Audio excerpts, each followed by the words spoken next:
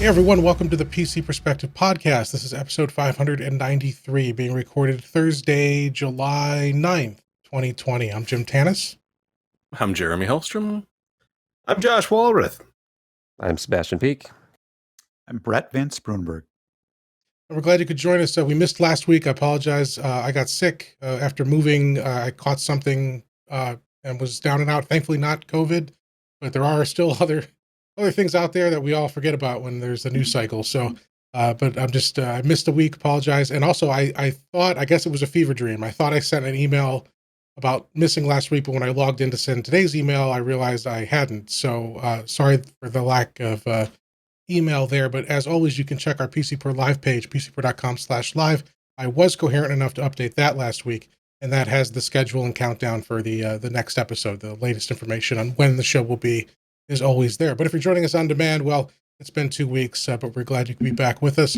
We've got a lot to talk about. I'm still not 100% here, so we're going to just we're going to dive right into the show this week. First, a couple of quick updates. Or actually, I'm sorry, just one update. We had something that our audience wanted to share with you. As you know, longtime community member and one-time podcast guest Jordan. Only once.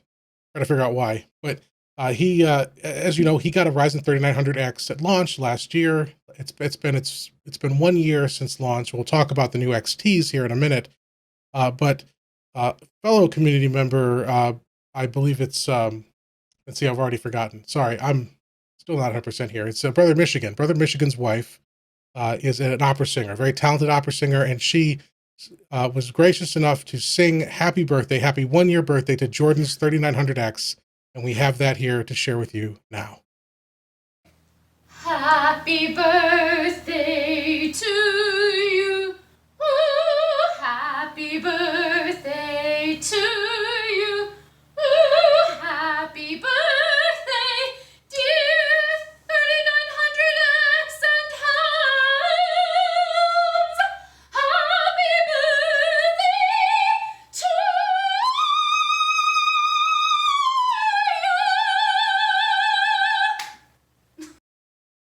So thank you very much to all involved there. That's great. And we'll put a link to her YouTube channel where she has some opera performances you can go check out if you're interested. She's very, very good. So thanks so much there.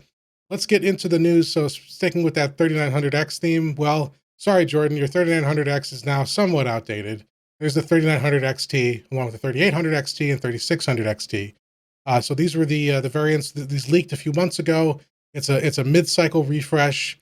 There was some question as to how much of a refresh we'd be getting out of these, and just how much of a boost. And it turned out it wasn't a significant boost. It's either 100 or 200 megahertz base clock frequency bumps, depending on the model. More of an Irish Spring than a Zest. Right, but there was some suggestion from AMD and people watching the industry that because the node or the process is more mature, that these might be better. They might sustain boost clocks longer. There may be other efficiency improvements here, but the reviews are finally in. We did not get a review. As continuing the theme with some of other recent reviews, AMD has had limited supply for reviewers, and as a relatively small print focused or print on the web focused outlet, we just haven't gotten them. But we'll be linking to TechSpot and others here for a discussion of what the results are. And as the results show up, it's not a big jump in performance in most regards. The pricing goes up. It kind of resets back to MSRP. So you may want to wait and see there how that works out. And then, of course, on the 3800X and 3900X, they're now also not including the Wraith cooler in the box, just like Intel doesn't with its high-end stuff.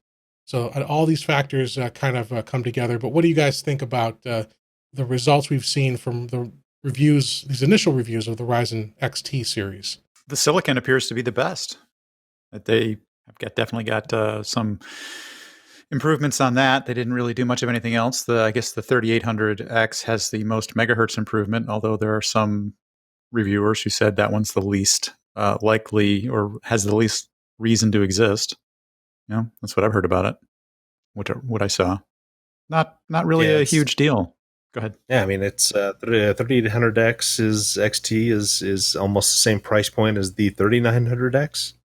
So yeah, you're kind of better off getting some more threads and maybe a slightly lower clock, but yeah, it's hard to. I mean, good on think, AMD for trying to price manage. That's I think if you look at this, I mean, it really is.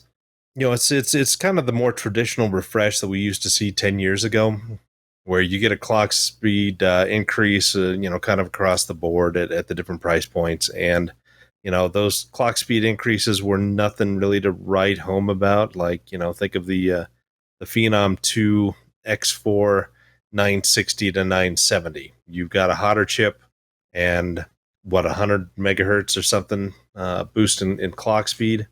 And that's, it's kind of the same thing that we're seeing here is, if you're buying a new machine, then, do your homework, and the XTs are certainly an option for you. But I mean, if you're sitting there with a 3900X or the 3600X, or even just a 3600, upgrading to a 3600 XT is just, it's not really worth it. It's not, Nope. You're not going to get a whole lot out of it. And again, it's so hard to like beat the 3600 and the 3600X at the prices. They're both well under $200. Well, okay, I guess the X version is about $204. But yeah, it's not terribly exciting, but it fills out kind of the price points that AMD needs to address. And so that's a positive. Yeah, that's kind of it, I think. Yeah. Well, and looking at the refinement is kind of nice. Like, to know that they can get this out of the exact same silicon, more or less, does show that, the process is maturing nicely. But to slap it right back up to the top price, and at least for the 3600 or 3800 XT and 3900 XT, to remove the built-in cooler from the package. So you're actually now having to go out and buy another cooler on top of it, or if you'd bought the first one, you got a Wraith or a Spire. The 3600 XT, at least they kept that, which makes sense at that price point. And honestly, it's almost compelling in that it's a $20 price difference. So if you were going to pick between the two of them, toss the extra $20 out. With the others, it's more of an $80 price delta, which, as you can see from the reviews scrolling by, and, as we've been talking, it's just a slight frequency increase. So you get a very slight performance increase. You don't see much in the way of overclocking improvements. You don't see much in the way of thermal improvements. It's just a little bit zippier. The only thing that might throw you going towards the newer XT version than an X version, if you were buying a new machine now, and again, this is not upgrading from last generation or the current generation that's an iterative of, but if you're older and it's just for whatever reason you need to go, the new Assassin's Creed is coming with the 3800 and the 3900 models. As that's retailing for about $80, you could make yourself the argument that makes it up in a way. It's not unreasonable if you like it. Yeah. I have yet to play one. I think I got a couple of free ones through Epic, and one day I probably will, but it's not compelling for me, but there are plenty of people out there that it might be. Yeah, I mean, it doesn't really change the equation if you don't have any, if you're on an older AMD or Intel system and you're looking to jump to this generation of Zen, it doesn't really change the equation. We still think, Ryzen is the best bet for most use cases right now on the desktop. So the question then is, are you better off? And again, also we have to see the pricing. This is all MSRP. AMD pushed those prices back up. What will happen over the next couple months as prices fall? From a buyer's perspective, are you going to have an aftermarket cooler? If so, the cooler doesn't matter. Are you going to play these new games? If so, that factors into the price for sure. And then, do you need that extra little boost, or for your workloads, would a non-T, a regular old X series suffice? And then you can get a discount on that if you can find them. But it's certainly, AMD adopting an Intel style strategy to a certain degree on this launch, as we anticipate Zen 3 coming, Zen 3 Ryzen 4000 desktop coming later this year. Yes, Jim, which did is. you ever see the movie Spinal Tap? This is Spinal Tap. Mm-hmm. Did you notice that they bragged about the fact that their volume knobs went to 11? Yes. That's this. These go to 11. Well, but 11's louder. there is a slight. I mean, I always the joke with Spinal Tap is that they just it just says 11. Yeah. But, Yes, that was my point. right, but there It could have is just easily said 10. Yeah, there is a slight difference here, I think, based on what we've seen from the results. Yeah, the difference is a different AGESA code that enables these processors to boost at slightly higher speeds for slightly longer. So, yeah. But I don't have any first-hand experience. We weren't sampled, so I don't really have anything to add. 11. Ink a silkscreen a T onto one of our older processors, benchmark it, and we're done. Right. Now, one from Silicon Lottery probably is the See? closest because it's pre-binned, but unfortunately that's a 3950X. So Underclock it. it's true. And then call I'll it disable an some cores and underclock it and take a magic marker to it. Or we could just wait for Zen 4. Hopefully by the end of the year. Or 3. Right. Is that Or Zen all 3? 3, right. yes. Yes. Zen Or 3, Zen- Fourth gen Zen 3. 4000 desktop. Yes. And I hope they also have 10 letters or 10 numbers in their model names, like Intel is going towards. well, hopefully not. Although I do, as illustrated here, I do wish AMD had maintained the series branding with the architectural generation, so that Zen 3 would be Ryzen 3000, Zen 4 Ryzen 4. But then you throw on laptops on top of that, and it's a mess. But most consumers don't care.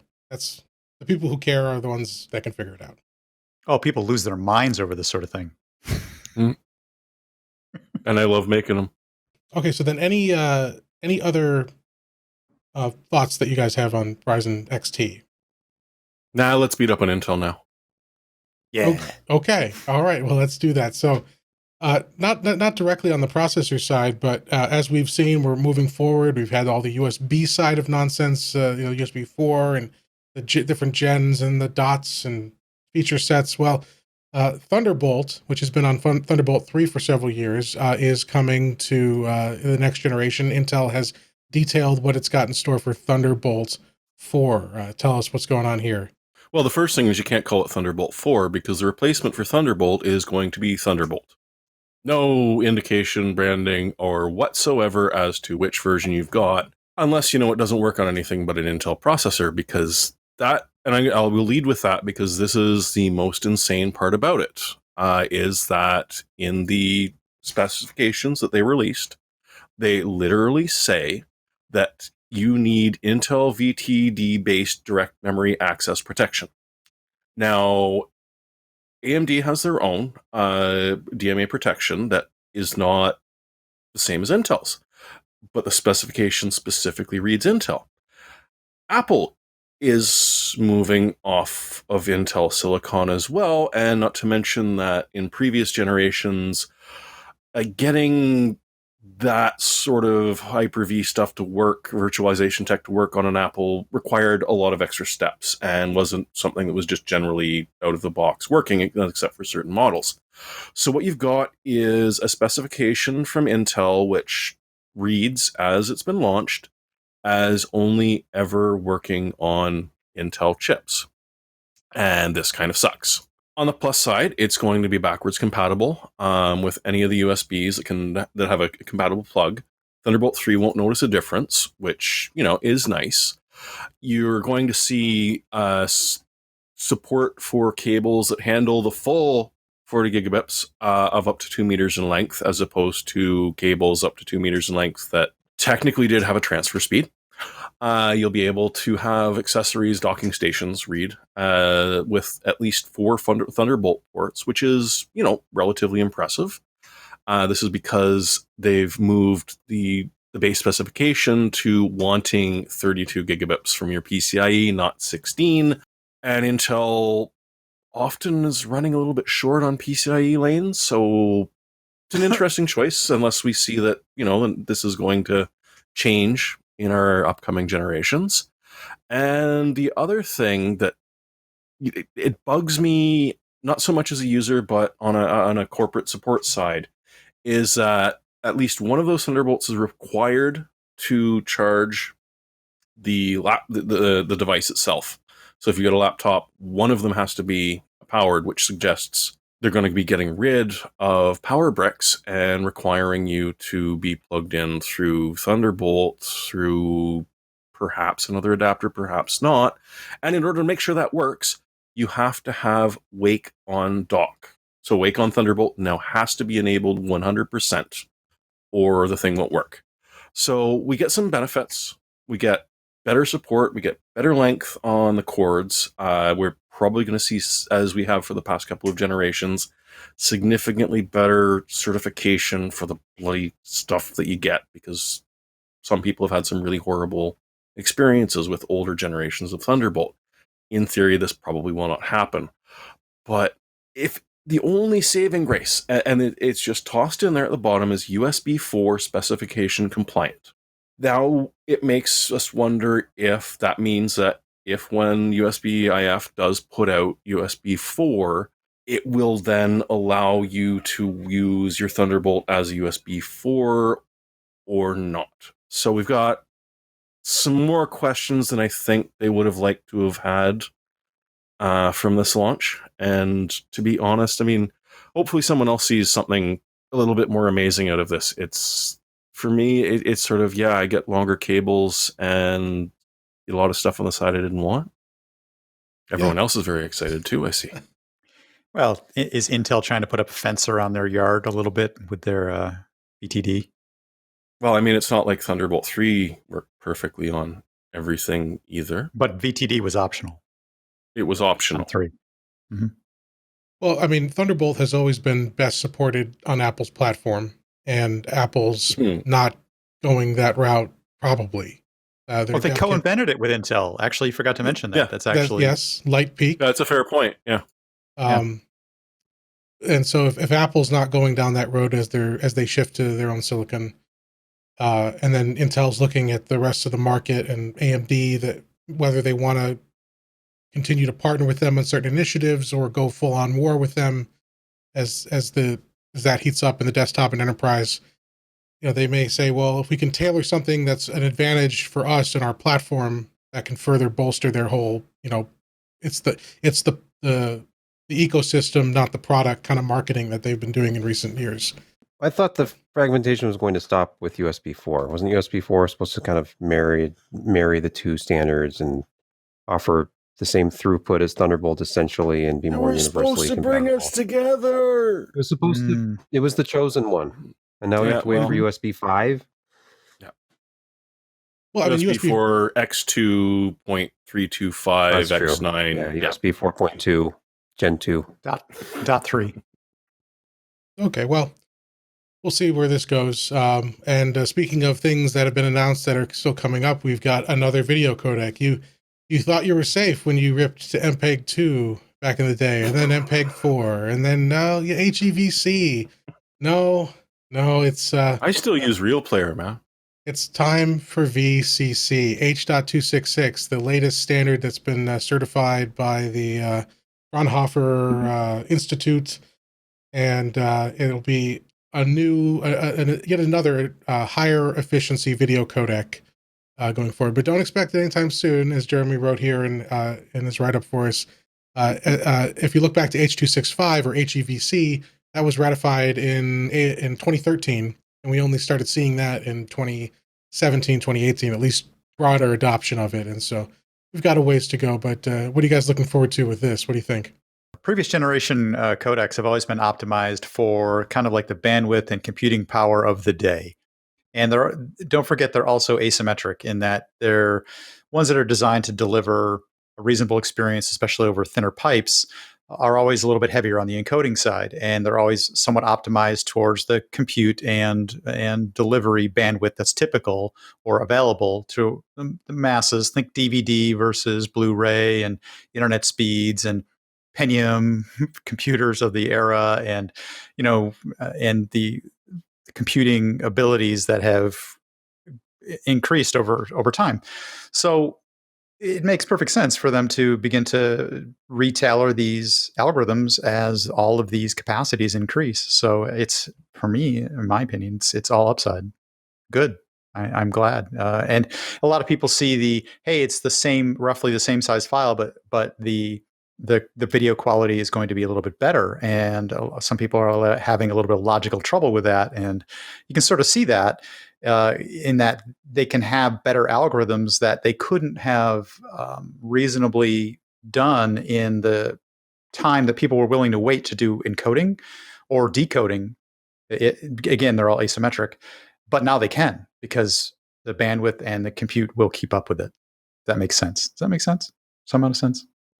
Sure, makes sense, because, yeah, all those ARM Mali processors are in those TVs, getting your codecs. And phones, every phone. So, yeah. All this stuff. I've been, since I upgrade televisions like Sebastian does, I've been waiting for that 8K content, and this just gets me a little bit closer to it on my 88-inch 8K TV that, okay, I didn't actually get one of those. Hey, I only have 4K, Josh. Okay. That's a nasty rumor. It was Linus. It was the other Sebastian that did the 8K display. You're holding it for 16K, right? Yeah, And I'm pretty sure I'll don't wait. Yeah, I mean, I haven't really seen any solid rumors about 16K yet, so I'm just going to wait. It's got to be 12K. They're gonna do a little cut the middle. Yeah, okay. Interesting. Solomon. Interesting. Like a speed Sure, bump. why not? 8K XT. Oh no, we got to go back to the I and the P. Oh no. 8K under No, 8K progressive. Yeah, the best I can do is 8K. I'm sorry. My TV can't handle 8KP. Oh god. Yeah, not everybody knew what you were talking about. I suppose That's it is that old, isn't it? Or it's good for them. It's good if you're watching or listening and don't know what we're talking about, then enjoy, you have a lot of life ahead of you. So enjoy that long life. For the rest of us have been suffering through TV standards for 40 years. And things that they think they know a lot about today, in a bunch of years, people are going to go, what's that? That's stupid. Right. Why would you ever do that? Yeah, exactly. Have kids to tell you that everything that you lived through was stupid and they don't understand. Oh, yeah. Completely. Yeah. That's what they're for, right? To remind you how stupid you are. Yes. Yeah. And how much they know, how smart they are. It's more, it's not, that's kind of a harsh word. It's more of irrelevance. It's just with a single gesture and a look, they tell you how irrelevant you are. Well, Why you've been I prefer dismissed. kittens to kids. That's the circle of life. You're supposed to die, decompose, and let your nutrients fertilize the next generation. Just keep it going. Be graceful. Yep. Be graceful and fade away. It's true. I know. I'll fade away with my CRTs and XGA resolution. Let's talk Trinitrons again. Burn-in. Yeah. Speaking of burn-in, PSA, if you have an OLED TV, turn the screen shift function on, whatever it's called. There's a function on LG TVs that moves the picture periodically like a pixel or two from left to right. It's almost imperceptible unless you're staring at your screen waiting for it to happen, and it prevents burn-in because the image is never on the screen for more than a couple minutes at a time. That's all. PSA over. Yep.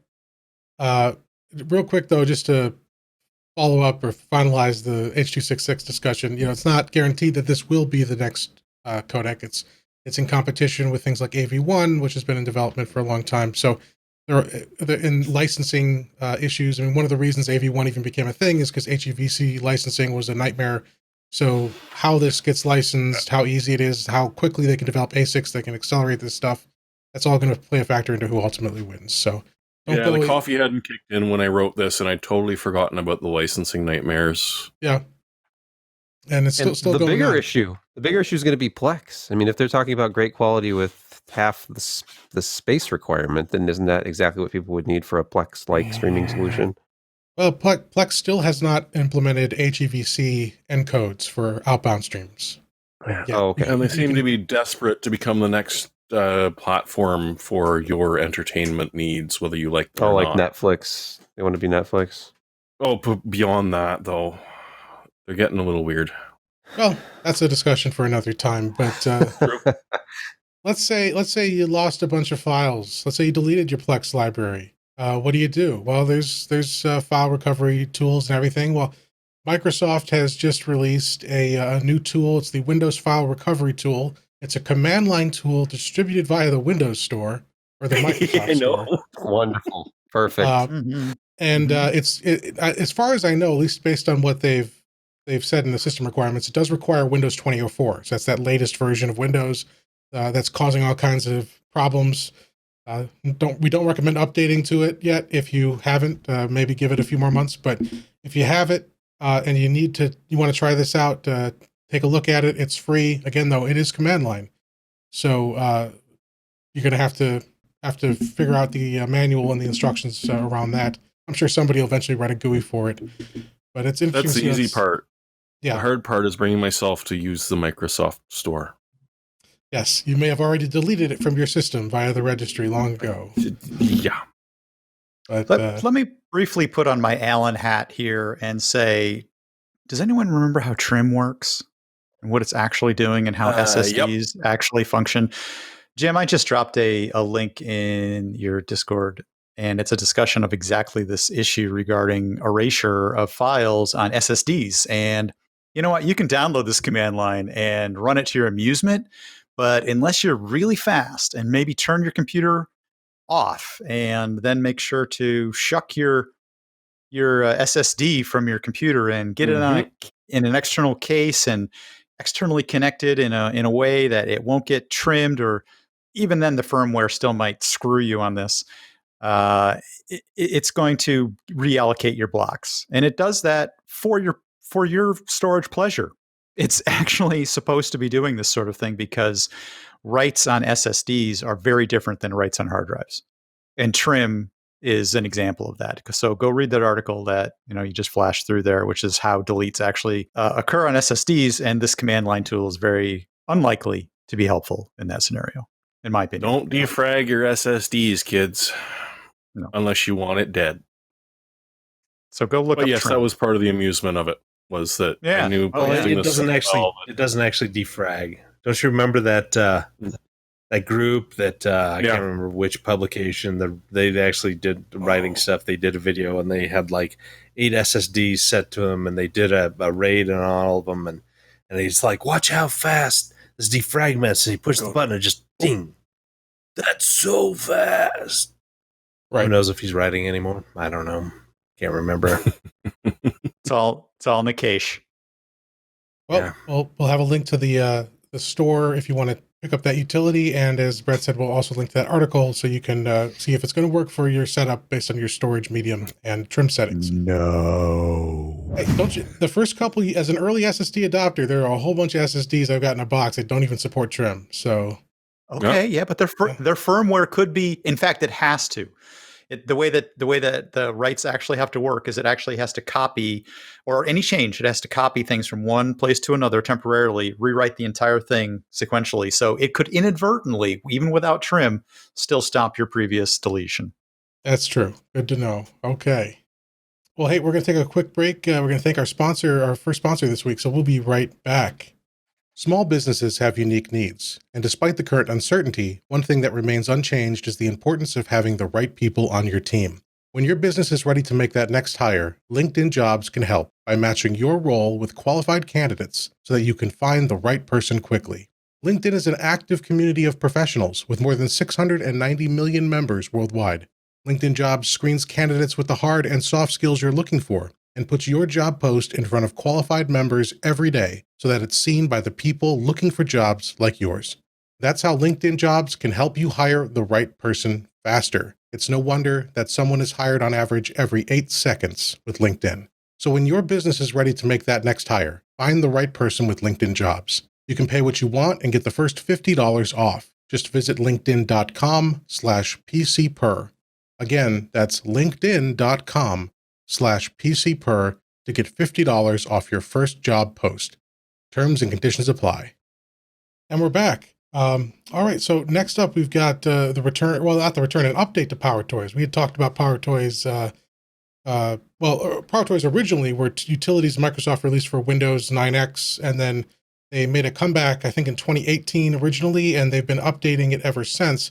And they've now added a number of modern tools, PowerToys for Windows, and some bug fixes. So tell us, Jeremy, what's the latest round of PowerToys going to bring to your desktop?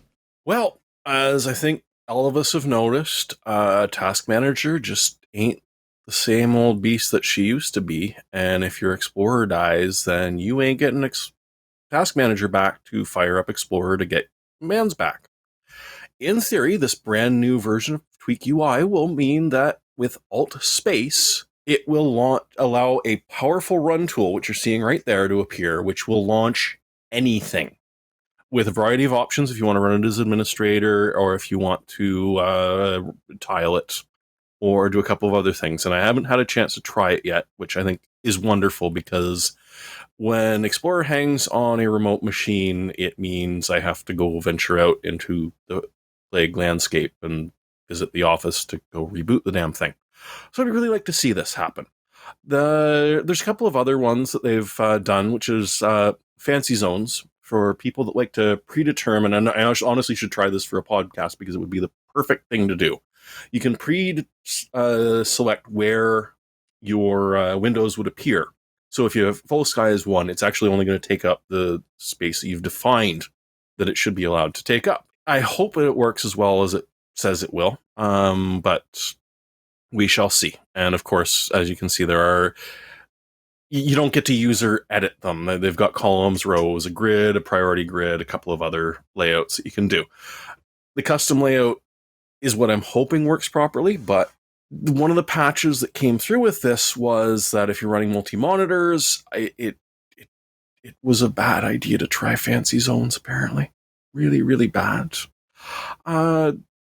Some other things that they've done is a keyboard manager to remap your keys in Windows itself as opposed to having to pick a predetermined layout, be it QWERTY or whatever you prefer.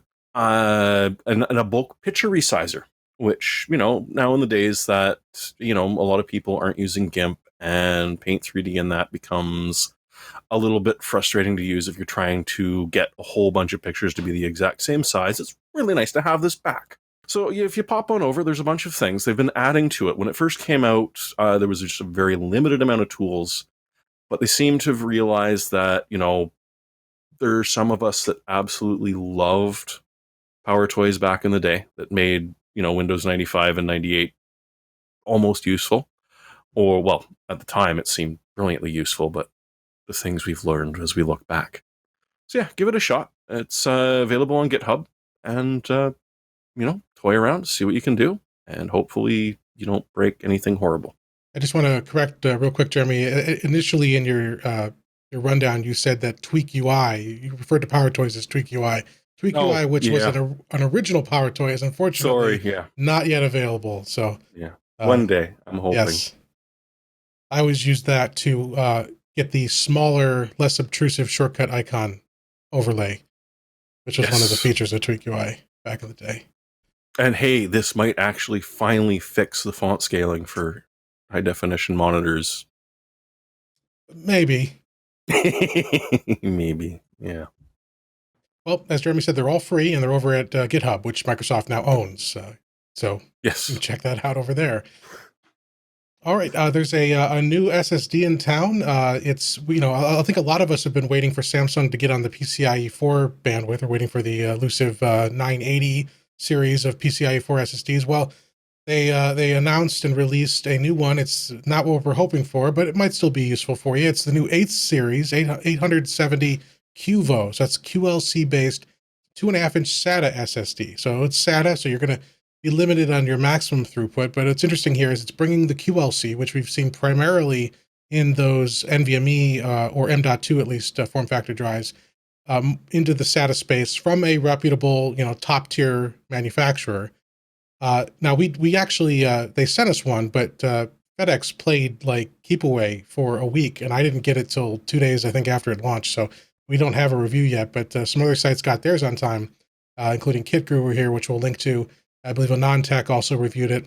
And what you're getting with this is, because the whole point of QLC is better price. It's slower outside of the cache, much slower, in fact, outside of the cache. But if you're in that cache, which can vary based on capacity, you're getting theoretically a better price. The problem here with Samsung is that the pricing on these isn't great in terms of price per gigabyte. It's not significantly less than their TLC 860 SATA-based drives. So it performs well within the cache. You can get higher capacities. I think it's available up to 8 terabytes now. Kicker here reviewed the 4 terabyte model, and then Samsung sent us the 1 terabyte. But the pricing, at least at launch, MSRP, is probably not enough to justify going to QLC for something like this, because as we've talked about, it's fine for most people, but if you get outside of that cache, that 32 gigs or whatever the average size is of the SLC cache, you're looking at 100 megabytes a second of sequential performance, and that is slower than a dense mechanical hard drive. I mean, some of these big mechanical, like large 10 plus terabyte drives are doing 250 megabytes plus per second. And so you got to weigh your usage and cost. And QLC is about cost savings. And I don't think we see that here yet. No. The nice thing is that the controller actually did help a little bit. They could actually hit like almost 170 megabits. On the QLC part. Yeah, okay. So, I mean, still, like, if you know how much that is, it's just enough to cry if you were expecting really high speed drive. But at least it's a little bit better. And the benefit, too, with SATA is, like, when you're on the NVMe side and you're in the cache, you're going 2.5 gigabytes per second, and you go down to 100, 150 megabytes per second. So that's a huge drop. Here, you're still at 550 or so. You're topping out at SATA, which we've topped out at long ago. So the difference at least isn't too bad there. But again, just the pricing. Like, the whole point of QLC is, like, nobody says QLC is a great technology. I want it because it's the best performer. It's there because of price. And at least at launch, the MSRPs aren't looking too good here. So check it out. Don't pay MSRP for this probably. But if it falls quickly, street prices fall, at least you'll know it's a good manufacturer, good warranty. Good tools and all that Samsung usually brings to the table. Any thoughts on QLC, Josh? He's buffering. No. Oh, okay. All right. He's run out of cash and he's straight to the controller. Yeah. That was an authoritative no. I think we can move on. Okay, so a couple quick stories to round out the news here of the show. Death Stranding, which was it's the latest Kojima game. I haven't played it, but based on when it launched for PS4 and all the hype, it's a Kojima game. So I don't understand what the hell's going on, but it's an interesting game. It got pretty good marks on the PS4. It's launching on PC next week, I think the 15th. And NVIDIA has teamed up with whoever, I don't know who's actually publishing it, if it's Sony themselves publishing it on the PC, but whoever, NVIDIA's teamed up with them, and they're going to be giving away bundling Death Stranding for PC with certain RTX products. It's the 2060 and up, both the desktop and mobile variants. And there are some limitations, but in general, it's basically if you buy a discrete card, again, 2060 and higher, or you buy a laptop with a 2060 or higher, or select desktop systems, you get to apply this bundle and get that free code. So just as we talked about with bundling games for the Ryzen XT, if you're looking for a new graphics card, you're deciding between maybe a 5700 XT and a 2060, 2070. If you're otherwise going to spend $60+ on Death Stranding, you can get it for free. Do keep in mind, though, it's limited. I believe this runs out on July 29th. So you have a limited time to go out and buy one of those compatible products. So we'll see. I don't really, like I said, I don't understand Kojima games. I never had a PlayStation growing up, so I missed all his early stuff. Yeah. So I don't know if I'll play this, but related to this is in this same engine that Death Stranding is in, and part of the reason why Death Stranding was ported to PC is that Horizon Zero Dawn, which is another PS4 exclusive, using that engine is also coming. I believe that's set for an August 7th launch on Steam. And that's a great game on PS4. I really enjoyed it, and I'm looking forward to playing it on PC at that time too. So a couple PS4 exclusives coming to PC, which is great news. Even if they're older, get you hyped. Sony wants you to buy a PS5, so get you hooked on the exclusive franchises. I always like to see a new engine in action anyways. Or, well, a new to me engine, I'm sure. And it's called, what is it, the Decima engine? Decima, apparently. Yeah. Okay. And our final relatively quick story, and unfortunately a sad story here, is that the CEO of MSI, Charles Chiang, I apologize if I'm not pronouncing that correctly, He's been the CEO since January of 2019. Unfortunately, passed away earlier this week suddenly. He fell, or at least he fell from one of the buildings in Taipei. I've seen speculation that it might have been suicide. They're still investigating. Regardless, terrible tragedy for his family and his coworkers and friends, and for MSI. They've been doing a lot of good stuff lately with him at the helm. So yeah, I don't know. We'll stay tuned there, but our best wishes and our best to his friends and family, people who knew him, because that's tragic. That sucks. Mm-hmm. Did you guys ever anybody interact with him? I've never met him, but no. No, I'm still too green. I haven't met him. And I mean, he became CEO by the time we took over from Ryan. So that's the time frame there. I think he was within MSI before that, though, if I'm not mistaken. Yeah. I think he'd been with the company a long time. A while. So, yeah. All right. Well, we'll have a link to the news story there. And as I said, they're still looking into what happened there. So, all right. Let's get, we got a bunch of reviews because we missed last week. So we'll start off. We've got a review from Jeremy. It took him, how many months did you wait before Dell was able to ship this to you? It was around 3 and a bit. It wasn't quite 4. That's a long wait, but he finally got it. His new Dell 165 hertz adaptive sync gaming monitor, and he was able to do a review for it. So take us through your experience with this product.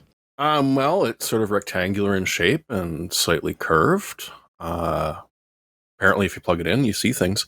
No, I don't know how many people bothered to read through it because, I mean, why would you? But there are pictures of what I came from, which was a triplet of Asus TN 1080p monitors. And I have been using this Eyefinity setup for forever because back in the day, if you wanted any sort of display of that size of, well, not 3K because you have to be special to have 3K, but of a higher definition, you were well north of $1,000. Those were on special at just under $140 a piece. So those plus an $80 arm mount. And, I've been having a great amount of fun. They fully rotate so I can do the portrait version or the landscape version, depending on what I felt like. The cabling was, as obnoxious as you would expect, in part because as you're moving things around, cables do eventually get mad at you, which is how I ended up using one of each connection towards the very end. On the plus side, I mean, there was a lot of flexibility to it, but this thing, and that's a great picture right there, as you can see, it literally almost takes up the same amount of space as my old build did. I have lost a little bit, but, especially when doing it in a landscape version, games did not like it very much. You would get the rear view mirror objects to the side or closer than they appear effect going, which would drive you nuts when you're trying to play Battlefield and the tank that's just about running you over is just way the hell over there when you actually turn. With this thing, there is absolutely no issues with that sort of thing. You don't have to worry about fiddling around with widescreen compatibility. But that's only part of the story. The other part is that it's been forever that you've been able to get adaptive sync, high refresh rate VA monitors. And, I think I looked it up and it was well over 8 years that I've been using the Eyefinity setup. So seeing actual HDR 400, seeing just like, it's hard to explain the tearing without unless you've picked one up yourself. So really, you should, if you haven't had the chance, and I sort of held out because I'm like, monitors are great, but if I'm going to spend $500 or $600, the video card is more important. Well, it's hit a point over the past couple of years, and Josh has mentioned this years ago when he upgraded, and everyone else has as well, that no, seriously, 10-bit sRGB, the curved for widescreen, which does beautifully and overcomes the VA issue that viewing angles aren't the best, especially when compared to my TN machine. It's utterly brilliant, the difference. And the Dell S3220DGF is often on sale. I picked this one up in Canadian for about $475. You'll see it in the States very often $400 to $450. It doesn't have you're not going to get the HDR 1000 spec, but to be honest, with the amount of brightness that comes off of HDR 400 when it's properly done, I'm not quite sure that my eyes are ready for HDR 1000. That's going to be a little bit too bright, and to be honest, is going to cost you quite a bit. It was sold as a FreeSync 2 monitor, and is apparently a very brilliant FreeSync 2 monitor. It's not rated as G-Sync compatible. However, it is. As long as you skip the final step in setting up G-Sync, which is to enable settings for the selected display model. That is for when something is validated to be G-Sync, that it gets a little bit of extra. It syncs in a better way with your graphics card. I have had utterly no problems since unticking that. When I ticked it, I would get a game flashing black occasionally, and then it'd come back, and you'd play for a bit and black and come back, as it's obviously just dropping a couple of refreshes in a row. But it unticked, I have not had a single problem with it, and I was being a bit of an arse on our Discord when what's the first game I should try on it, and it's like, well, the Caveman to Cosmos mod for Civ 4 is about as old as I play and is kind of silly.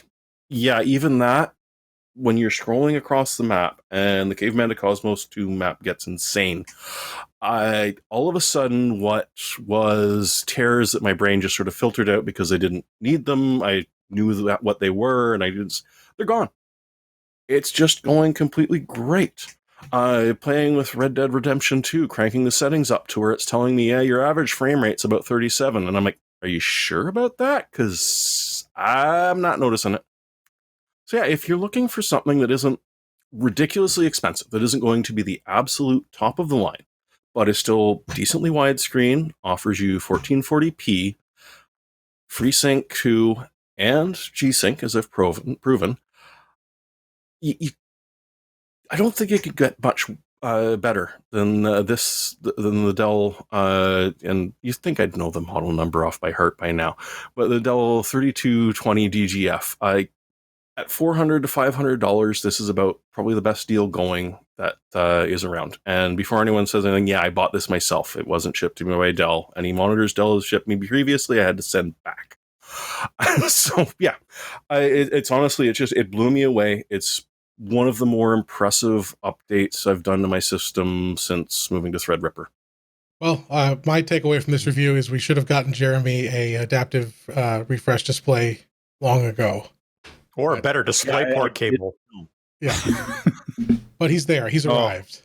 All right, we'll have a link to Jeremy's review and to the product in the show notes. But we're going to take a moment here and thank our second sponsor this week. Our second sponsor this week. And we'll be back in about 60 seconds. Working faster and smarter is all about having the right tools, and TextExpander is one of them. TextExpander boosts your business productivity by allowing your team to communicate smarter, faster, and more consistently across all of your channels. TextExpander works by allowing you to store commonly used text and information, even complex information containing images and tabs, in custom snippets, and then instantly use them in almost any app or service. For example, instead of spending 5 minutes typing an email to your customers or completing similar forms over and over again, assign the common or repeatable parts to a TextExpander snippet and complete those tasks in just a few seconds instead. Use your snippets anywhere you type: Slack, Trello, Google Docs, email, web browsers, any place you frequently type the same things. And when you're working with others, TextExpander for Teams makes it easy to manage and share snippets across your entire company. TextExpander is also available for so many devices: Mac, Windows, Chrome, iPhone, iPad, so you'll always have access to your synced and shared snippets. I've used TextExpander for years, and we want you to try it out for yourself. Check out the free trial over at TextExpander.com, and when you're ready to buy, get 20% off your first year by heading to TextExpander.com/podcast. That's TextExpander.com/podcast for 20% off. Okay, we're back. And we're going to finish up the show. We've got three reviews from Sebastian. Oh, thank God! I'm getting Yes. tired here. Yeah, we've been putting a lot of pressure on Jeremy to start the show here, so I'm going to ask Brett and Josh to try to interrupt Sebastian as much as you can as Please. we round out the show here. It'll get really monotonous if you just let me talk. But first off, we'll start with yeah, they did it. They just keep taking it to the next level. Did your system not have enough RGB already? Corsair's got the answer for you. It's a set of towers, the iCue LT100 smart lighting towers. Take it away, Sebastian. Well, as Jim indicated, for the audio listeners out there, these are little towers. They're all aluminum, so these are not little plastic towers. They actually feel really nicely made. And the Good in starter the hand. kit, it does. It has a pleasant, premium sort of feel as you're assembling them. But they're going to sit in the background most of the time. And what you get with the starter kit, which retails for $129. These are not a super inexpensive thing. They're a little bit on the higher end. We'll get into some of the functionality here in a minute, but you get 2 towers for that starter kit. And the one tower includes the lighting controller. This can be used independently of software to a certain degree. There's 11 total modes you can flip through with the push button. And the rest of the control is as you would expect from a Corsair product. It's iCue. So you get the iCue software installed, use the included USB cable, get it connected, and then you can customize endlessly all the manual controls, because there are in each tower 46 individual addressable LED lights. And of course, this syncs up with other Corsair things. For my little setup for the review, I hooked it up to the Corsair Hydro X series liquid cooled system I'd put together last year. And then I had those linked, so the sort of rainbow cascading light effect that was going through the system was all synchronized, which was kind of a cool effect. And you can go through and individually do like solid colors. You can address each of the 46 LEDs in each tower individually if you really want to. Another interesting thing about these is that they do, to a certain extent, some of the ambient lighting effects that we talked about. I think it's almost been a year now with the NZXT Hue system. And Josh, you have that system, right? You have the Hue. I do your have monitor? the Hue 2, I think. And Hue 2, okay. I've enjoyed it immensely. But, instead of like 4 vertical towers, it's just the outline of your monitor from behind with the LED strips. And so, yeah, I'm kind of curious how you would compare and contrast the kind of ambient effect that these towers would have, because and when you're kind of thinking about it in theory, it should be able to get some basic information out there. It's very basic. It by default, you can go into iCue and customize this, but by default, it's only trying to mirror the very edge, the left and right edge of your monitor. And it was okay. It was significantly less immersive than the Hue 2. And because I've tested that system too. I will say, and I mentioned this in the review, this is not what Corsair specifically markets this for, because they have the LS100, and I have a set of LS100. I've just not actually connected it to a monitor and done a review on it yet. I have them in here. But So you could have 4 of them, is what you're saying. Yeah. And they sent us 3 of the towers. I only have one of the expansion kits. You can put up to 4 towers in series and have them all working in sync. So I have, one on each side of this setup and one in the middle.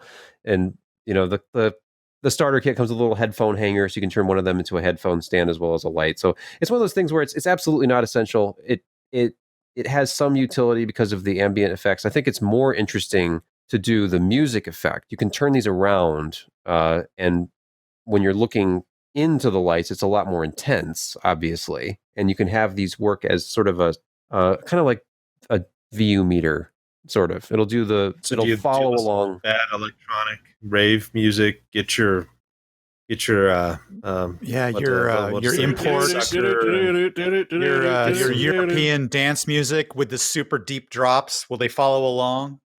Here's what I've noticed about that. I saw somebody post a video in response to a Corsair tweet they were kind enough to use our photo from this review and link back to us on Twitter last night, I think it was. And I saw somebody uploaded like, hey, I have these, and it was showing it with some music playing, and they were barely moving up and down because modern music is mastered with maybe a plus minus 3 decibel total dynamic range. So unfortunately, since they're using just the volume output for the light effect, it's moving like this with modern pop music, like 3 or 4 lights up and down. So if you were to play some older music or something that was mastered with like a 60 decibel dynamic range, the lights would be going up and down like crazy with your music. But with modern music, don't expect to see some, staggering light show with these. So that stuff that you can do with them is interesting, but I think essentially what these are probably going to be used for is just a little bit of extra accent lighting around your setup. And the LS100 is going to probably continue to be more of a practical solution for more people because you can stick it to the back of your monitor. You can put it along the back edge of your desk. It seems like anybody who streams any, Twitch stream or YouTube, they always have some kind of LED lighting, whether it's from IKEA or a solution like Corsair's, stuck to the back of their table or desk to put light up against the back wall. And that's something I've tried to do. I mean, the lights I've been using for the last year here are just generic. I think they're from BitPhoenix. There's something I got a long time ago that are actually case lights. And I thought, hey, I've got these case lights. I'll just put them on the back of the desk. They don't shine that bright. These don't either. I have, for this podcast, I'm kind of in a makeshift setup here right now as far as lighting goes, but I have the lights turned down so you can actually see these. They're not all that bright until you turn them around. If I turn this around, it looks like a lightsaber. So it's clearly going to be something where if you were to put it facing forward in the background somewhere, a lot more of an impressive effect as I, talk away from the mic, and my levels probably dropped horribly there. But like I said, if you're watching the video, this is a cool looking accent. You can make it any color you want, any pattern you want. When it's facing the wall, it suddenly becomes this extremely modest kind of ambient effect. And this is only maybe a foot away from the wall. So you in a dark room, like the room was when I took the pictures for the review, it looks really cool. So if you have a setup where your lights are down low, it looks great. It's obvious that there is something happening there. If you're a streamer, this is probably not for you unless you turn them around. That was my point, because any kind of video production streaming, you got lots of bright lights, especially if you're streaming at 60 FPS, because it's a shorter exposure time.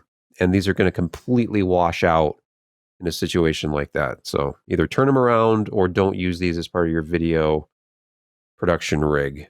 But, the total price tag, if you look at the price of like the NZXT Hue, you look at the pricing on the LS100 system from Corsair, I thought it was fine. I mean, but this is going to be one of those sort of galvanizing products, I think, where either you look at it and instantly say, that's cool, I would use that with my setup, or you just roll your eyes because, hey, it's yet another RGB product and, you don't care. But, now that I've seen it on video turned around like this, just for the lightsaber effect alone, I think it's cool. Because, I mean, if you've noticed, I have like a Star Wars Blade Runner crossover theme going on the monitor back here. So this ties in perfectly with that.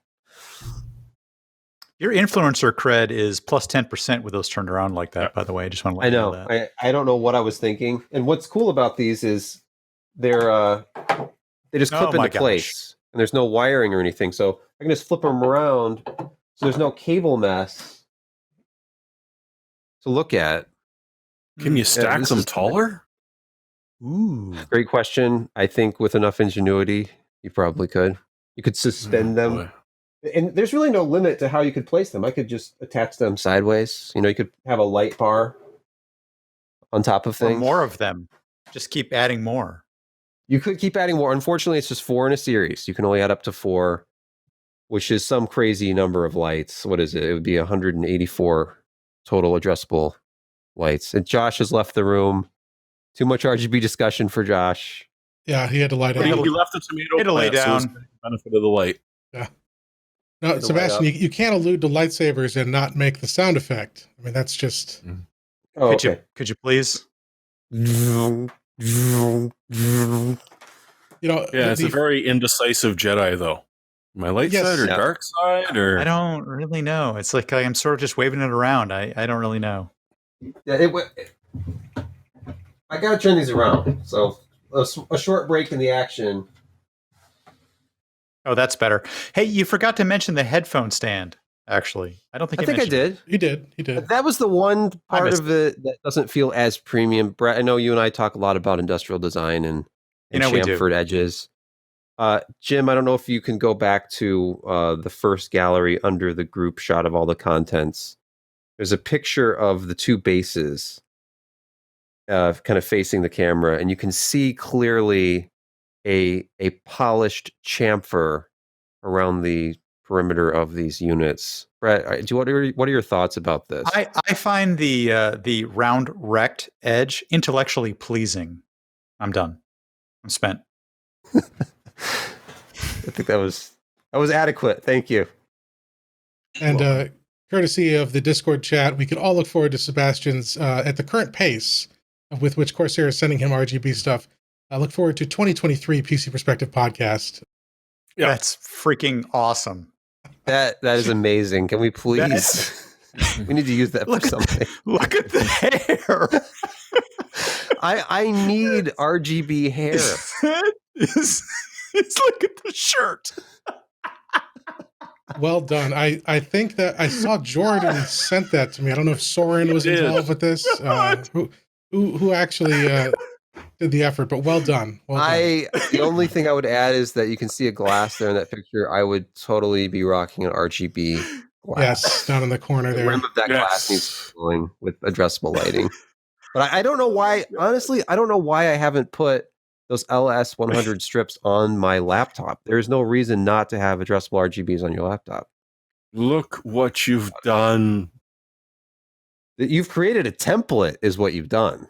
A Yes, template that and- must be followed. Now we have to stick around. We have to survive this apocalypse and make it to 2023 to see the prophecy fulfilled. Yes. But all right. Hey guys, I just got new implants. Check it out. Wow. Okay. So we'll shift from visuals to some audio with an somewhat entry level gamer headset from Sennheiser, and is it EPOS? How do you pronounce that, Sebastian? I don't know. I've been Okay. saying EPOS to myself, but I have no idea. Okay. Hey, Josh is back. Oh, Josh, you missed the. Well, he doesn't have his headphones on. He can't hear us. Not a thing. Just yell. He'll hear Josh, you. Oh, there he welcome is. He's back. back. You missed the Sebastian Light Show. Hang on. Oh, it's teary. It's teary.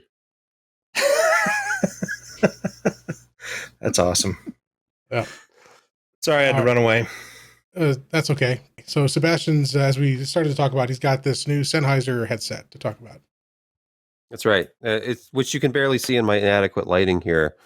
But this has 0 RGB. So if you're not into the RGB thing, this is kind of it's what they consider entry level, of course, for Sennheiser, which there was recent news that they sort of EPOS is now kind of rebranding. So it will be going forward the EPOS or EPOS. I need to learn how to pronounce that if I'm actually going to start talking about it. But currently, at least when I reviewed this, it was still called Sennheiser. And these are the GSP 300s. And if you're familiar with their gaming series of headsets, this is the entry level. So it's wired, traditional analog 3.5 millimeter connections. It comes out as just a standard 3.5 for audio and a separate one for your mic, Look but at it comes that with a little frequency Y cable. response. Yeah, actually, yes. And I previously did the review on the GSP 370, which is a wireless. And these have a wider frequency response than those did. I think part of that has to do with the fact that they're just giving a spec on the drivers instead of actually the built-in amplifier, which I think they just had a roll-off at 20 hertz and 20,000 hertz. But the range on this one is very good. It's a little below 20 hertz and up to 26,000 hertz. So I don't remember if that actually qualifies as high res or not. Whether, of course, that doesn't matter, but there's no high res certification on these. But they're an analog pair of headphones. So the design and comfort of these is outstanding, just like with the GSP 370. That was the big takeaway here. Because I'll talk about sound quality, which is totally subjective if I'm not doing any kind of measurements, but the build quality is every bit as good as the $200 pair I reviewed last. So for half the cost, you're not sacrificing any build quality at all. And they're exactly They feel the same on my head. They're almost exactly the same weight, within 5 grams. And which kind of is a testament to how light the other headset was, actually, because the GSP 370 is a wireless headset. So there was also the added overhead of having a battery. But these are totally fine at around, was it like 10.5 ounces? They're very lightweight.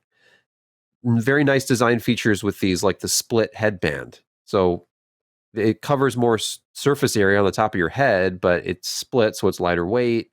It doesn't feel uncomfortable on my head anyway at all, even though after a very long period of time, hours on my head. There's a very good padding level on the headband. Do you get a nice crease in your head? Can you send those to me and I can test them? It's got a split band. Josh has got a skin mohawk. I didn't think about the load on your chromish dome. Yeah, being a person who's afflicted by a lustrous head of incredibly rich and full hair, I have never really thought about it that way, Josh. Wow. But sorry. That's okay, Josh. He still has something to lose. It's true. But comfort is great. Nice. The one thing about the build that differs between these and the 370s, actually, I was going to mention, is the ear pad itself, which on these entry levels is just sort of a synthetic leather vinyl material throughout, whereas the other ones had a sort of velvet finish on them. Honestly, when it's up against your head, the only real difference was in the hot summer months, and it was 92 degrees today here in Michigan, you're going to sweat, and these are going to get really shiny and sweaty, and just wipe them off. I found these to wipe easily with, a piece of cloth, and they look new again. But that was the only kind of drawback about not having that matte velvet finish. But sound quality is excellent, but here's where these start to sound like a gaming headset instead of a pair of like high-end headphones. The other ones, even though they were wireless, and we're relying on an internal amplifier and their own digital to analog conversion because they're using a dongle to your PC, they had a more neutral overall sound than these do. These have a little bit of what I always talk about as that sort of smile EQ, where the bass is a little bit more prominent in the mix. It kind of is scooped out a little bit through the mid-range, and then there is a little bit more prominence to the treble again. So kind of just that's, if you ever had a graphic equalizer, if you're old enough to remember what that is, or into vintage electronics, then you turn the bass up, you turn the treble up, you drop the mid-range down. And that's kind of what these sound like. It's not super pronounced, but it sounds like a lot of the nicer gaming headsets I've heard in around this sort of $100 price range. So no complaints there. And I think for most people, honestly, it's preferred. I haven't had a lot of people to try to assist me with these reviews lately. So I shove these onto my wife and have her listen always. And her preference is absolutely for bass. She's younger than me. She loves bass. When I met her, she had a big dual subwoofer set up in the back of her car. So anytime she hears something that I think is amazing and neutral and balanced, she hears it and she's like, there's not enough bass. She heard these and she thought it was great. So I think for most people, especially if you listen to modern music, these probably are preferred. But the GSP 370s, slightly less bass, but better overall balance, better overall clarity. And that's about it for the subjective impressions of the audio quality. I will say the microphone is great on both of these, and they have a wonderful feature that I wish everybody would implement. The mute function is simply lowering the boom. And I think I've seen that before. I can't remember the models that did this from other companies, but... You mean raising the boom? Yes. Raising it mutes. Sorry. Lowering it unmutes. There's a little click. I don't know if you can hear it or not. When you get to about the 45-degree angle, it clicks. So just as you're sort of naturally lowering the boom, it unmutes the mic. You raise it up again, it mutes the mic. Just a little touch like that. And then there is a pleasantly large knob on the other side. Oh, a big knob. I'm sure you liked that. Big knob. I did, and it had a good feel to it too. It's just plastic. Mm-hmm. There's no rubber on it, but not a grippy knob, in other words. It wasn't grippy specifically because of the texture, Brett, but it was grippy enough because of the design. Like it has sort of I want to make sure that you've got a pleasurable knob there. Yeah. It was pleasurable enough. I mean, it got the job done. Good. And for That's only all you It do. 99 rotates bucks. smoothly. Mm. Yeah, 99, and it's actually selling for less. That was the thing. When they actually were originally going to ship these to me, I was going to get them earlier in May.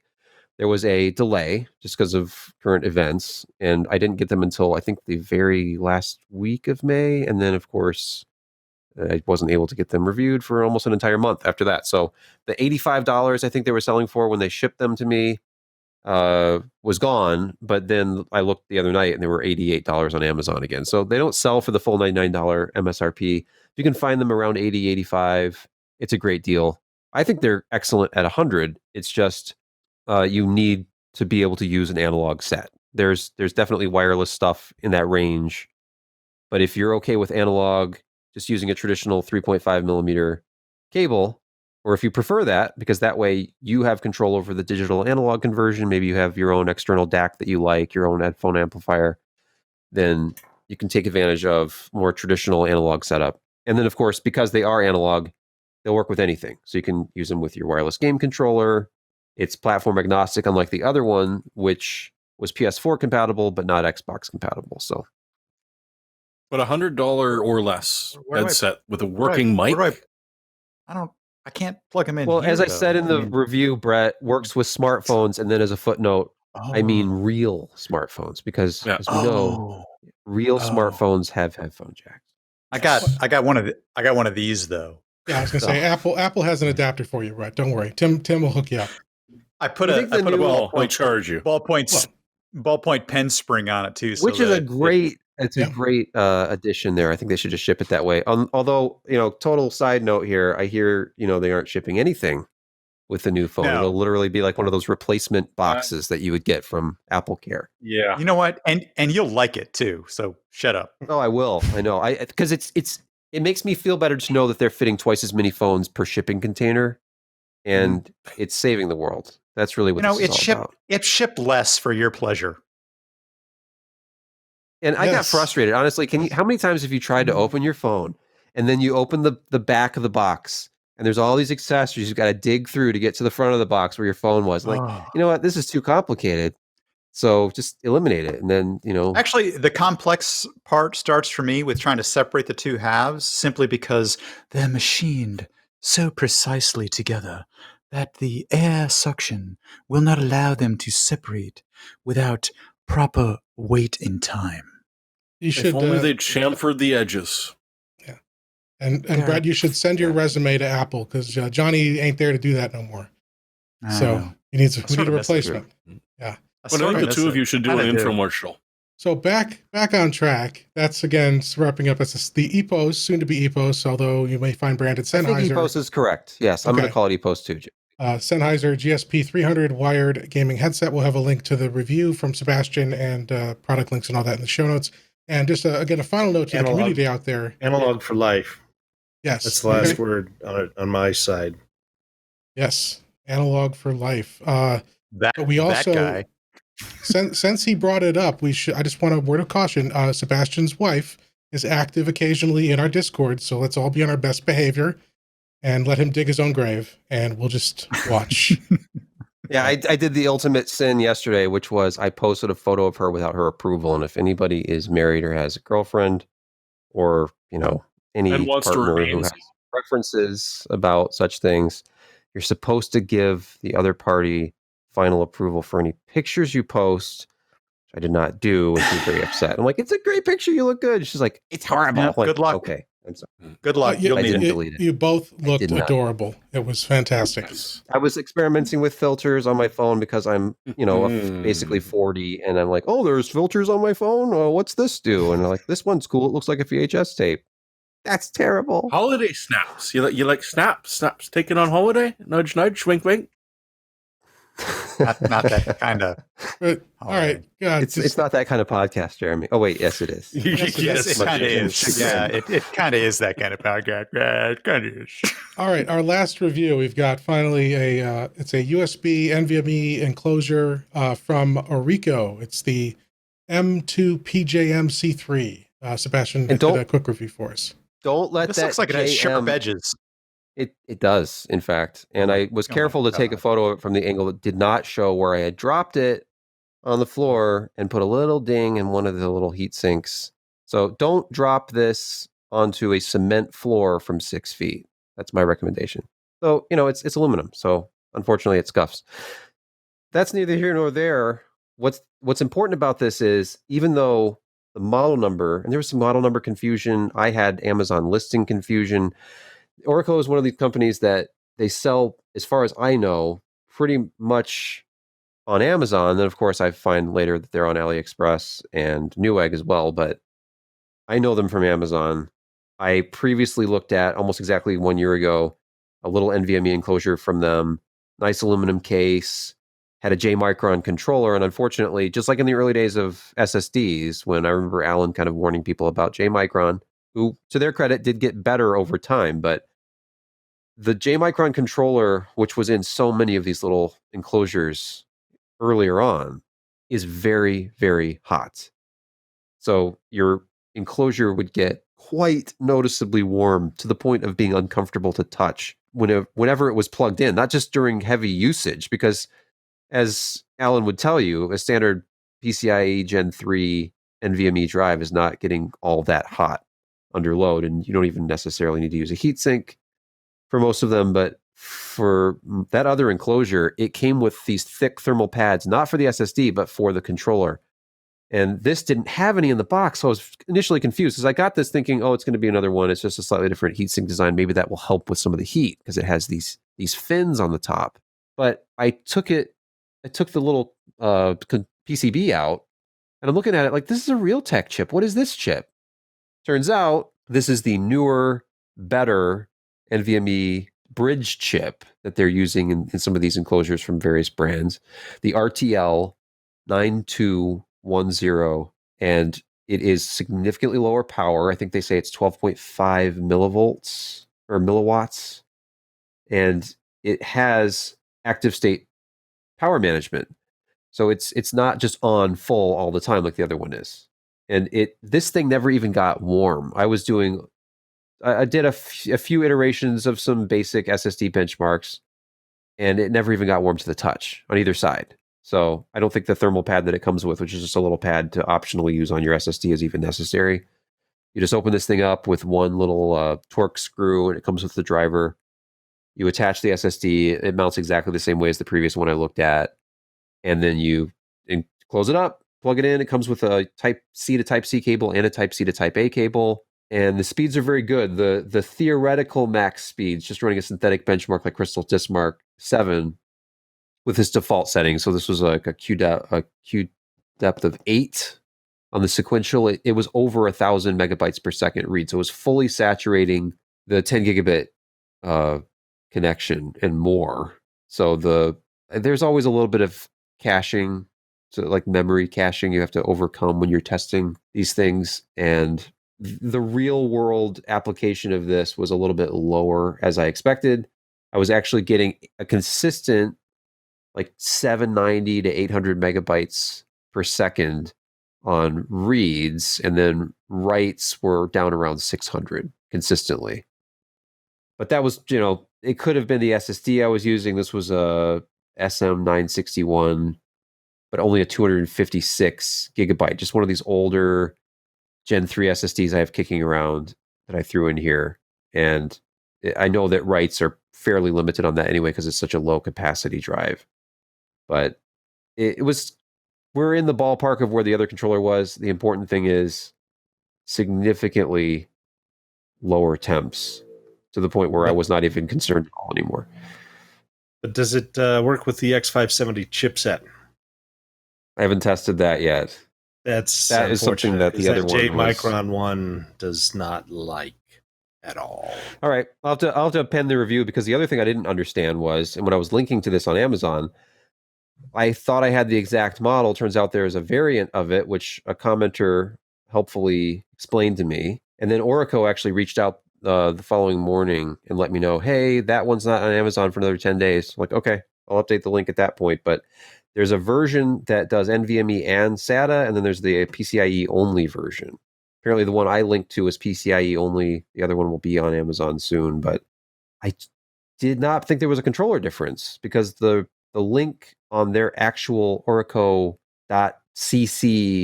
product page, which is the link back from our review, like the manufacturer link, mentions that it works with both, and it's also using the RTL 9210B controller. So I'm not sure exactly what's going on there. Maybe it's a firmware difference, but I'll have to do a little bit of additional testing, see if this unit in fact does read SATA drives as well, and then see how it performs on an AMD platform, because Josh and I both have noticed some issues on X570 with high throughput USB devices. I don't know if it's a controller issue with the external enclosure, because I've also had issues with a Camlink 4K, the one that I use to capture video. It's getting close to about 400 megabits per second consistent on that link, and it likes to freeze. It has never done that on an Intel platform. On both C-type and A-type style connections, USB-C, USB 3.1, 3.2. Well, yeah, we'll get into it more later, but yeah, because I mean, anytime you get deeper into it with motherboards, there's additional controller chips for like the 3.1 and redrivers and all that kind of stuff. So yeah. Yep. Anyway, at about $40, and the fact that this has what apparently is the consensus as the better option, this RTL 9210. When I was looking around online, there were comparisons of this, and it seems like the RTL 9210 is the way to go. So if you're looking at one of these enclosures, look for that controller. And this one has it.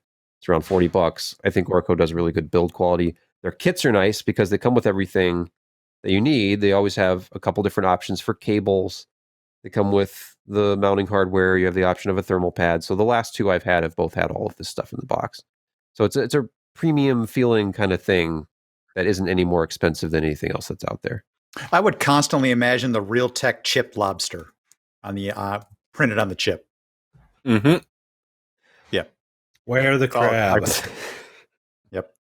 Realtek chip That's lobster. one of the strangest things I've ever heard anybody say, Brett. Yep. But it's true. Okay. Oh, thank you. Thank you. And it had to fight against Apple the ever used Realtek chips in anything? Am I insane here? Well, maybe. I don't know. But the Realtek chip I guess lobster maybe I'm really thinking caught of my attention. Broadcom. No, Yeah. that has no memorable logo. I don't care about that. I mean, they work. Okay. I mean, but Sorry, memorable Broadcom, if logo. you're watching. Brett, you're No, I mean, they're blowing our fine. chance of a sponsor. Oh my god. Broadcom had a kind of a heartbeat logo thing. Yeah, Yeah, they boring do. it It's like was. I mean, It's it's fine. But chip lobster. All right. Well, that's the ORICO or ORICO, however you pronounce it. You're welcome. NVMe enclosure, and we'll have links to make sure that if you are interested, you get that Realtek, the one with the Realtek chip, because that's the key. All right. Before we jump into the picks, before we jump into the picks of the week, I got two updates on Patreon. Let's see, Mads Borland. This was last week, so I apologize. This was on the 1st. He sent this, but he increased his pledge, so thank you, Mads. And then just this evening, as we've been recording, Jeremy Papp sent a message, became a new patron, and his message is he just wants to give a shout out to 2020 because it's screwing us harder than Western Digital. Love your content. It's helped me keep sane through the insanity. Keep it up. So thanks, Jeremy. Appreciate that. Cheers. And there goes our Western Digital sponsorship too. But some things are unforgivable. But okay. Before we get into the picks of the week, any other questions or comments, notes? All right, we'll just get right into it then. Let's see. Josh, you're up first. You're up. So anyway, with the XT launch, get this within the next 4 days. If you're building a PC, the Ryzen 7 3800X, you can get it for $320. It's on sale. That comes with the fan and a copy of the Assassin's Creed Valhalla. 4 days you have to get this at this price, which if you're building a new machine, I think it's well worth it. And you get the Wraith cooler. Yeah, I think I said that, right? Oh, sorry. Get a cooler.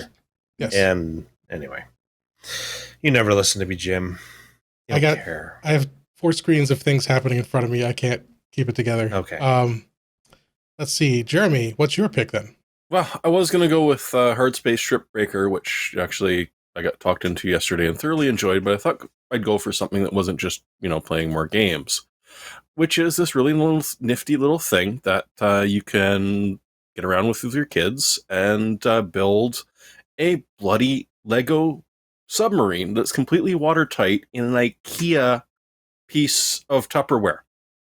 It's not all that expensive. The fancy trick that you're looking at right there is that they're using magnetic couplings to attach the motors to the outside while the engine's still watertight on the inside. So it's tethered, but I mean, come on, this would be amusing as hell to build with a kid, throw a camera in there, and just putter around a lake or, your pool if you felt like it. But there's a build guide on just how to do it. And it's, I don't know, I saw this and I'm like, kids these days have so much better toys than I did, damn it. So I think that would be a hell of a lot of fun. Doesn't cost you much. And, as with any other Lego build, it's just amount of time. And following instructions. All right, great. We'll have a link to that over at Hackaday from Jeremy. Okay, Brett, you're up. I'm a fairly big fan of GoPro cameras. Here's one right here. No, GoPro camera. I just had occasion to use one. I was doing an outing with my son. We're off-roading a little bit, and we were shooting some video. These attached to helmets and all that. The problem with this guy is clearly no replaceable battery, so it only lasts for a certain amount of time. This will actually shoot 4K video as well. It's incredible for the size of it.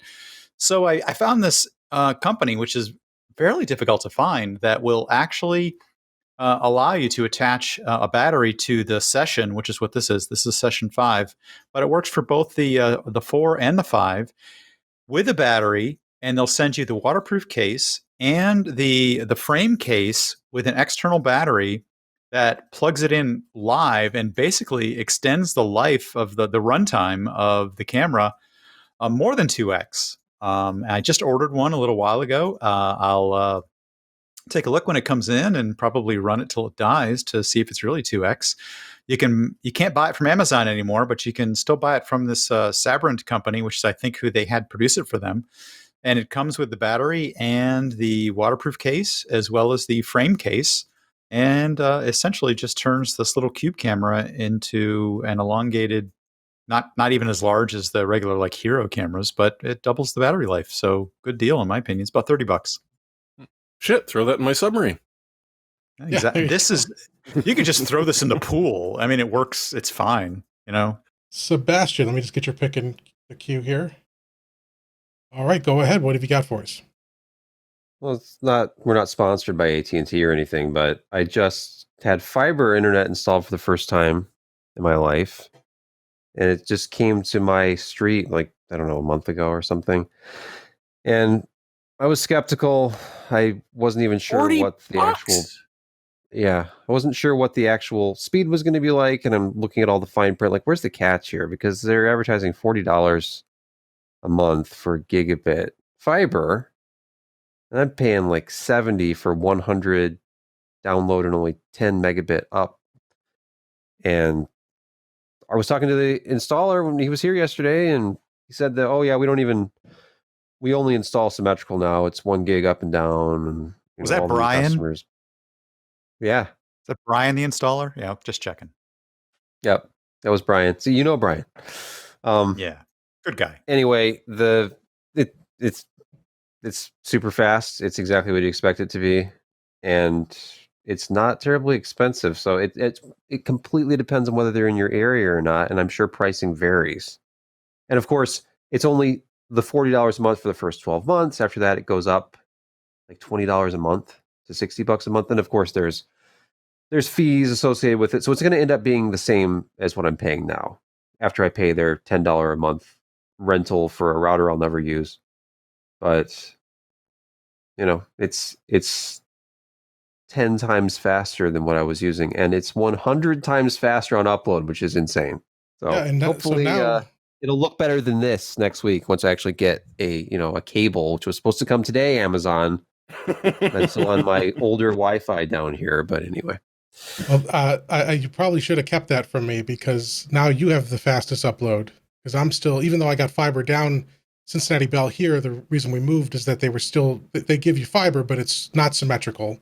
It's 250 up. They were going to go to 2 gigabit symmetrical at the start of the year, and then everything got delayed because of COVID. So, ladies and gentlemen, the new host and editor of the PC First podcast in the upper left box there, Sebastian Pig. I'll send you all the stuff. Perfect, lovely, because he has so much free time. He's got nothing else to work on. Hey, it's just once a week. You don't want me to do that, Jim, because you still own the site. I don't know if you're aware of that or not. And It's not my worth version of anything anymore. editing the podcast is to trim the beginning and the end maybe a little bit, and then just release it. So Yeah, we'll stick with the status quo for now. But my pick finally is a reference, or it's related to a couple weeks ago. We were talking about Star Wars Squadrons, which is the new space fighter Star Wars combat game coming out. They've clearly been associating it with the traditional X-Wing TIE Fighter and X-Wing vs. TIE Fighter games.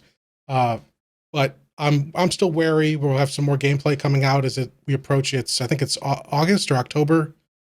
It's coming out this fall, in the next couple months. Early Soon. October. It's going to be about $40. Yeah. What I hear, and in 2 or 3 days or so, we're going to see real gameplay.